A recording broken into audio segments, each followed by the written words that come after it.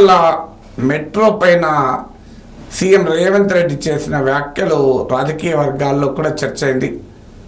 Metro ఎలాంటి అమ్ముకుంటే మేం చేసేది ఏంటి, అమ్ముకోనియండి అని ఆయన వ్యాఖ్యానించాడు. ఎందుకు రేవంత్ రెడ్డి ఈ వ్యాఖ్య చేశాడు? అయితే ఇక్కడ ఈ వ్యాఖ్యను విశ్లేషించే ముందు ఒక పాయింట్ కూడా చెప్పాలి. ఎల్ఎన్టీని అమ్ముకోమంటే అమ్ముకోనియండి, వాళ్ళు మేమేం చేస్తామని ముఖ్యమంత్రి అనడం ఏదో మెట్రోనే క్లోజ్ చేయడం కాదు. మెట్రో అమ్మడం వేరు, క్లోజ్ చేయడం వేరు, రెండింటి మధ్య తేడా ఉంది. ఏదో సీఎం మెట్రో లేకపోయినా మంచిదే, మెట్రో ఉంటే ఉండని లేకపోతే లేనియండి అని అన్న మాటలు కావాలి. Metro owner L and T. ఇప్పుడు ఆ ఎల్ఎన్టీ ప్లేస్లో ఇంకోరు వస్తారు అని ఆయన చెప్పింది. అందువల్ల మెట్రో ఎక్కడ పోదు, ప్రజలకు మెట్రో రైల్వే సేవలు ఎక్కడ పోవు, దాని యజమాని మారుతాడు. అది ఏ కంపెనీ అయినా, ప్రభుత్వానికి సేవలు అందించినా ప్రజలకు సేవలు అందించే కంపెనీ అయినా మేనేజ్మెంట్ మారితే మారుతుంది. దానికి ఏమి ప్రైవేట్ కంపెనీల యాజమాన్యాలు ఒకేసారి ఒకే చోటు ఉంటాయా? అయితే సీఎం అంతా బ్రూడ్గా చెప్పే వరకు ఒక ఇంప్రెషన్ ఏం కలిగిందంటే అది మెట్రో ఉంటే ఉండని లేకపోతే లేదు అనే అభిప్రాయం చెప్పినట్టుగా ఉంది. కానీ మెట్రో ఉండవద్దా అనే పాయింట్ ఇక్కడ చర్చే కాదు. హైదరాబాద్కు మెట్రో ఒక మణిహారము, ప్రజలకు ఒక మెరుగైన ట్రాన్స్పోర్ట్ ఇస్తున్నటువంటి ఒక సదుపాయం. అందువల్ల మెట్రో వద్దని ఎవరు అన్నారు? వాస్తవంగా రేవంత్ ప్రభుత్వం వచ్చాక మెట్రో విస్తరణ కూడా కంటిన్యూ అవుతోంది అని. రూట్ మాత్రమే మార్చారు. రాయదుర్గం నుంచి శంషాబాద్ ఎయిర్పోర్ట్కి వెళ్ళేది ఓల్డ్ సిటీ మీదుగా వెళ్ళాలి అని దాని అలైన్మెంట్ మార్చారు తప్ప మెట్రో అవసరం లేదని ఎవరు ఎక్కడా అనలేదు, అనరు కూడా. ఇక మరి అయినా మెట్రో యజమాని ఎల్ఎన్టీ అమ్ముకుంటే అమ్ముకొని అని ఎందుకు అనాల్సి వచ్చింది? దీనికి కూడా ఒక నేపథ్యం ఉంది. అఫ్కోర్స్ ఎల్ఎన్టీతో మేడిగడ్డ కాళేశ్వరం ప్రాజెక్టు విషయంలో రాష్ట్ర ప్రభుత్వానికి ఎల్ఎన్టీకి కూడా కొంత పంచాయతీ ఉన్నమాట నిజం. దానికన్నా ముఖ్యమైనది ఏంటంటే ఒక బిజినెస్ ఛానల్కి ఇచ్చిన ఇంటర్వ్యూలో ఎల్ఎన్టీ చీఫ్ ఫైనాన్షియల్ ఆఫీసర్ వ్యాఖ్య చేశాడు. సో రాష్ట్ర ప్రభుత్వము మహిళలకు ఉచిత ఆర్టీసీ బస్సు రవాణా పథకం తెచ్చాక మెట్రోకు డిమాండ్ తగ్గింది, మెట్రో రైడర్షిప్, మెట్రోలో ప్రయాణికుల సంఖ్య తగ్గింది అంటూ ఆయన వ్యాఖ్యానించారు. దానివల్ల మెట్రో వయబిలిటీ అనే క్వశ్చన్ రేజ్ చేస్తూ మేము డిస్ఇన్వెస్ట్మెంట్ గురించి ఆలోచిస్తున్నాం అన్నాడు. మీడియాలో ఇవాళ హిందూలో కూడా ఆ బిజినెస్ ఛానల్లో ఎల్ఎన్టీ ప్రతినిధి చీఫ్ ఫైనాన్స్ ఆఫీసర్ చేసిన వ్యాఖ్యలు కూడా హిందూలో కోట్ చేశారు. కింద డిస్క్రిప్షన్ లింక్ ఇస్తున్నాను చూడండి.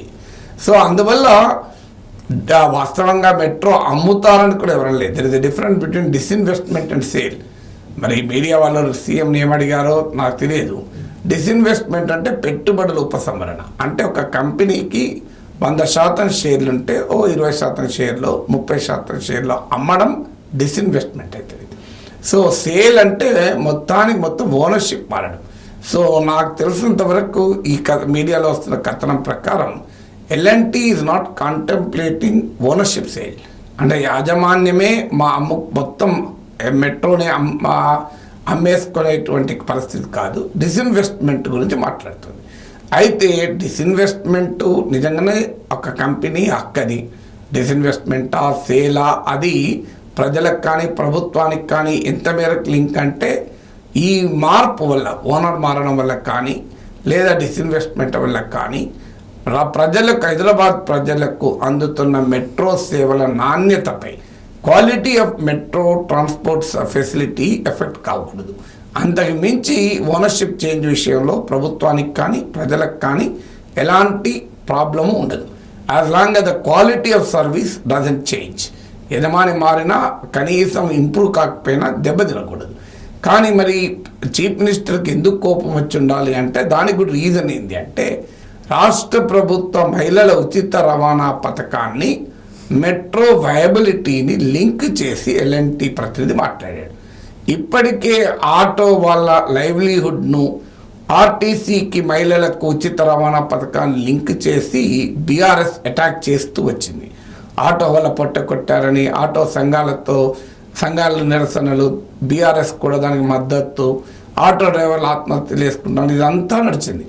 సో అందువల్ల మహిళల ఉచిత రవాణాకు ఆటో వాళ్ళ లైవ్లీహుడ్కు లింక్ చేసి ప్రతిపక్షం అటాక్ చేస్తుంది.